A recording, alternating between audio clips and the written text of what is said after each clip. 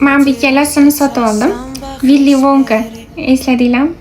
И men bu usti rezinovoy shokolad hidi keladi. Hozir ochib ko'rsataman sizlarga. Hozirgi yosh bolalar, hozirgi maktab o'quvchilari kayf qilib yashayapti, ishoninglar. Voy, vashimasi. Bloknot. Ko'ryapsizlarmi? Prям shokolad hidi kelyapti-da. Willy Wonkani shokoladi. Men buni shokolad deb yopishsam, bu bloknot ekan. Ichida fabrikaga kirish bileti ham bor. Teskari usholdim.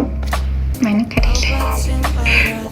Vashi rosta ko'simga o'xshab qilingan hamma narsasi. Kichkinaligimda bunaqa narsalar sotilmas edi. Yo'q edi bunaqa narsalar. Bizda faqat maktab paytida Shohrux Reb, meni birinchi muhabbatim, umri uzoq bo'lsin.